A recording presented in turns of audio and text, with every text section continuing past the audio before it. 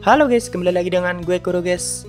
Kali ini mari kita lanjutin pembahasan novel Kage no Chichiryoku Sanne Narita Kute sebelumnya atau part 18. Jadi yang belum nonton part sebelumnya, gue saranin kalian buat nonton dulu biar lebih enak memahami alur ceritanya. Oke, langsung aja kita masuk ke konten.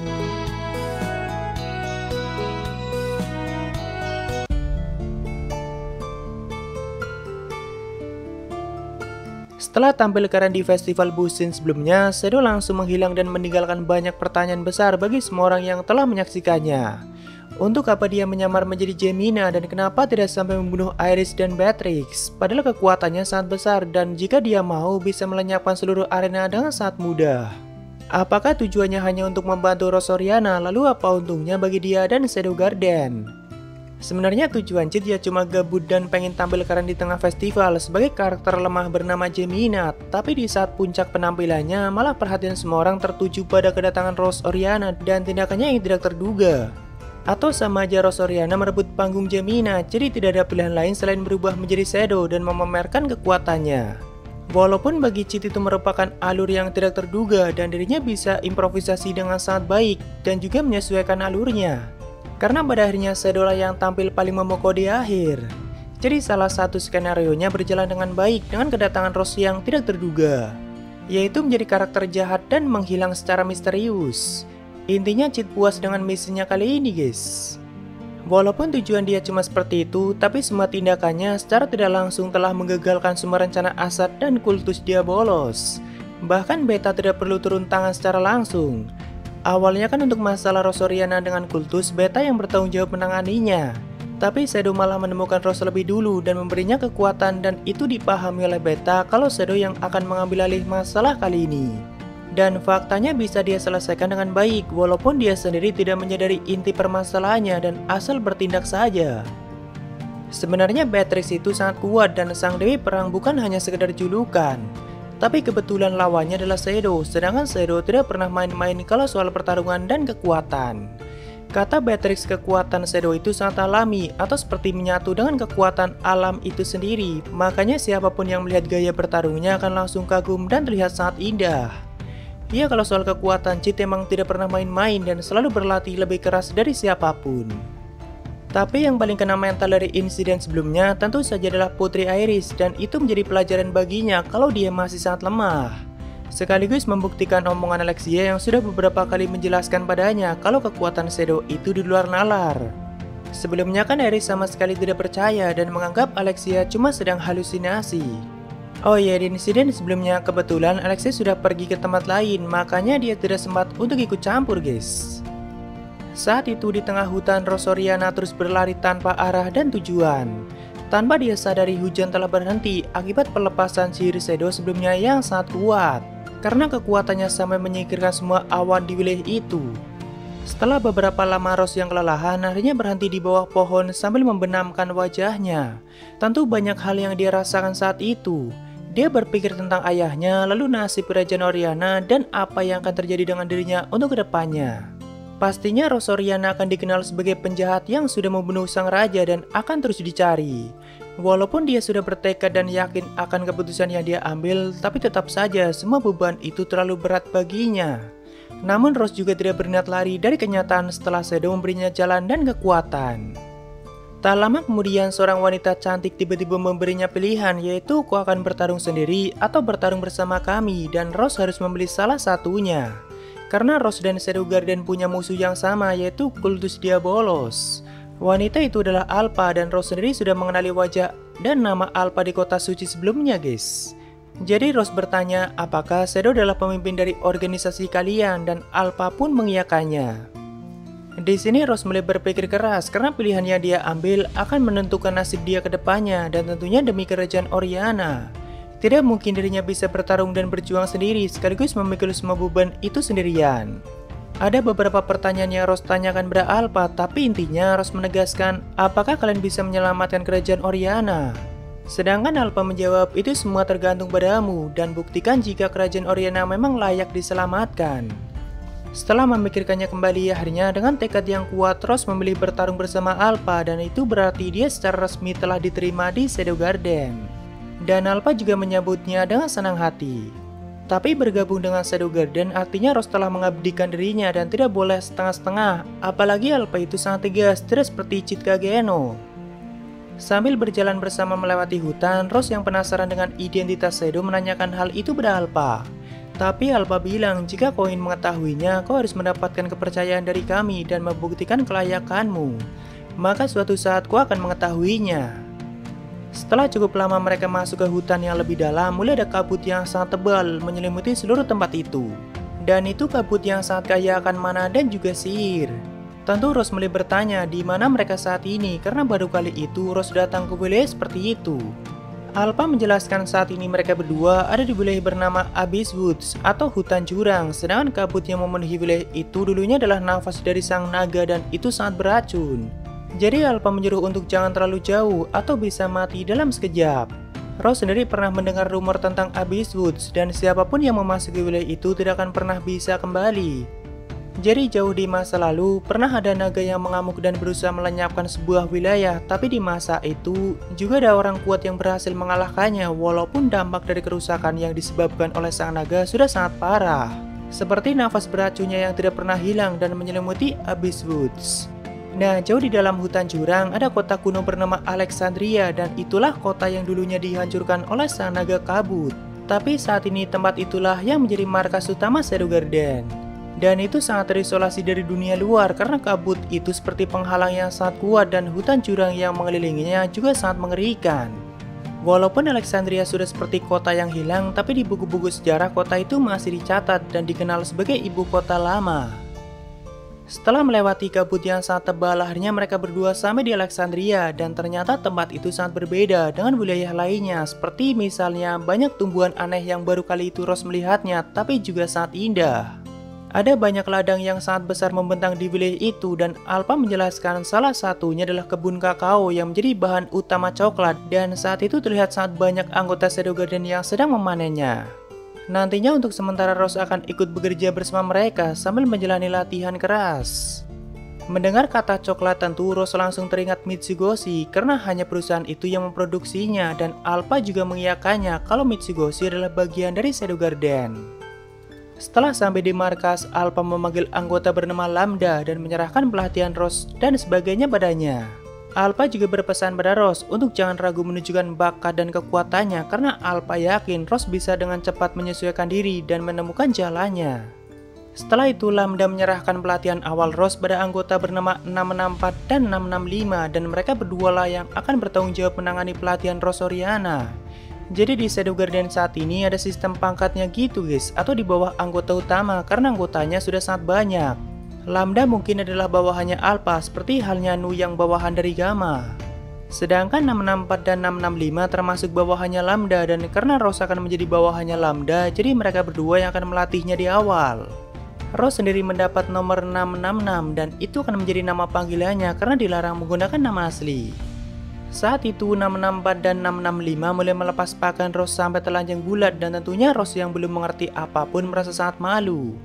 Bahkan Rose tidak mau membuang bungkus sandwich yang dulu pernah Chit berikan dan Rose masih selalu membawanya kemanapun. Karena itu menjadi kenangan yang selalu mengingatkannya pada pria yang dia cintai yaitu Chit Kageno. Namun mereka berdua dengan tegas tetap melepaskan pakaian dan semua yang Rose bawa lalu memberikan gumpalan hitam yaitu slime bodysuit dan itu akan menjadi kostum baru Rose Oriana. Tentu butuh latihan keras untuk bisa memakai dan mengendalikannya dan perjuangan barunya bersama Shadow Garden akan segera dimulai. Karena untuk menjadi anggota Shadow Garden harus membuang segalanya termasuk identitas dan masa lalu yang terkait dengannya dan fokus pada tujuan barunya. Ya Alpha kalau membuat aturan memang sangat tegas dan seperti yang sering Chit katakan, Alpha selalu memungut anggota baru seperti halnya hewan liar, makanya anggota Shadow Garden saat ini sangat banyak. Tapi sepertinya Chit belum tahu kalau anggotanya sudah sebanyak itu dan nggak terlalu memikirkannya juga. Malahan bagi Chit 1 atau 2 anggota yang setia dan selalu menemaninya sampai kapanpun itu udah cukup. Dengan bergabungnya Rose Oriana ke Shadow Garden sekaligus menjadi penutup atau epilog di volume 2 nya guys. Jadi kita mulai masuk ke volume 3 nya atau arc Kota Tanpa Hukum.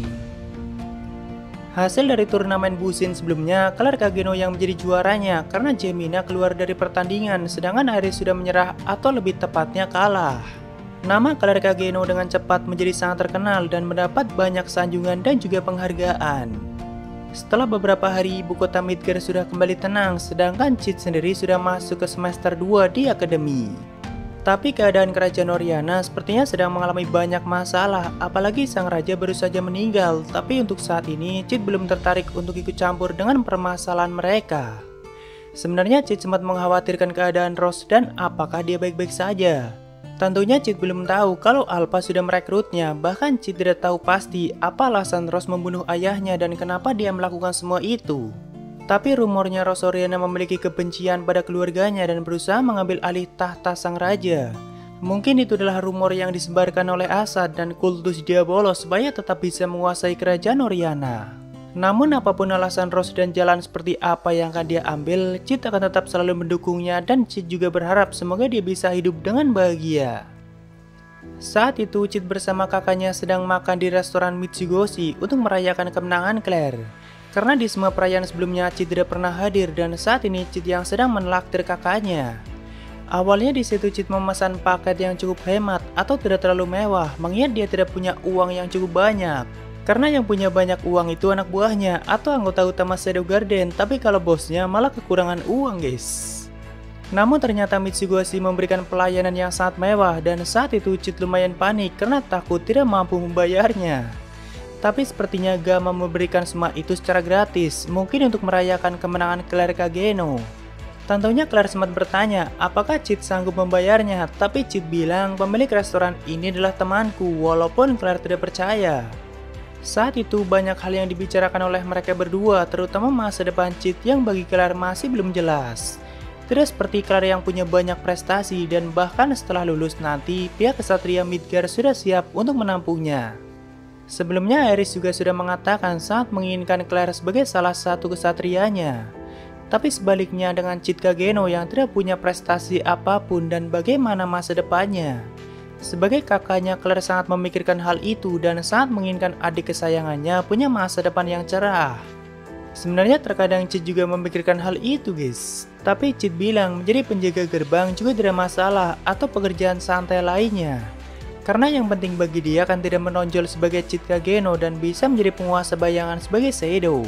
Namun tentu Claire tidak akan membiarkan adiknya mendapat pekerjaan biasa seperti itu dan Claire akan berusaha mengusulkannya pada Putri Aerys jika Cid sudah lulus nantinya. Nah, berhubung saat ini Claire sudah resmi menjadi salah satu dari kesatria sihir tingkat 1, dirinya mendapatkan tugas, yaitu melakukan perburuan vampir di kota tanpa hukum atau menangani semua masalah yang berkaitan dengan itu. Dan Claire sudah mendapatkan izin untuk mengajak Cid ikut bersamanya karena dengan itu kan nantinya Cid bisa lebih dikenal di kalangan kesatria dan punya masa depan yang lebih cerah. Claire bilang tidak usah khawatir dan kau hanya perlu menonton saja karena aku akan selalu melindungimu. Sebenarnya bukan hanya Claire yang mendapatkan misi itu, tapi semua kesatria sihir tingkat 1, tapi Claire akan bergerak secara individu. Jadi kota tanpa hukum itu seperti namanya, tidak ada hukum yang diterapkan di sana dan tentunya di sana banyak sekali kejahatan dan tempatnya para penjahat dan juga makhluk kuat lainnya. Seperti pusatnya dari jaringan bawah di dunia itu. Namun di kota tanpa hukum ada 3 menara besar yang menjadi penguasa kota itu. Atau simpelnya ada 3 raja yang memerintah di puncak dan salah satunya adalah wanita vampir yang dikenal sebagai Queen of Blood. Akhir-akhir itu banyak laporan dari negara tetangga yang melaporkan kalau para bawahan Ratu Darah mulai keluar kota tanpa hukum dan menciptakan malapetaka. Makanya kerajaan Midgar yang punya banyak kesatria kuat berusaha mengatasi teror dari para bawahan Ratu Darah dan sebagian lainnya langsung pergi ke sana untuk menaklukkan bos mereka. Tentunya yang ditugaskan bukanlah para kesatria biasa dan siapapun yang berhasil menaklukkan Ratu Darah akan mendapatkan imbalan yang sangat banyak. Begitu mendengar kata imbalan, Cid langsung setuju karena Claire bilang jika berhasil nantinya aku akan mendapatkan bagian yang cukup banyak. Misi itu akan dimulai pada musim gugur nanti atau pada saat liburan. Setelah makan cukup lama, mereka mulai meninggalkan Mitsugoshi dan berjalan menyusuri gang kota untuk pulang ke asrama. Tapi entah kenapa malam itu terasa sangat sunyi, bahkan bulan kelihatan sangat merah. Tak lama kemudian Cid mulai mencium bau darah dan setelah berjalan kembali, mereka berdua melihat makhluk seperti mayat hidup yang sedang memakan daging manusia yang mungkin baru saja dia bunuh. Begitu melihat mereka berdua, makhluk itu langsung menyerang dengan cakar dan tarinya seperti binatang. Tapi dengan sigap Claire langsung memotong tubuh dari makhluk itu walaupun dia masih belum mati dan berusaha menyeret bagian tubuhnya yang lain. Sampai akhirnya Claire memotong tenggorokannya sampai mati.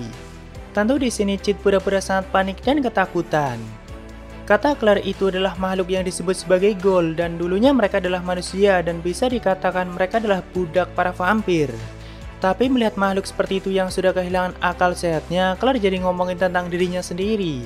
Dia takut jika suatu saat berubah menjadi monster yang kehilangan akalnya.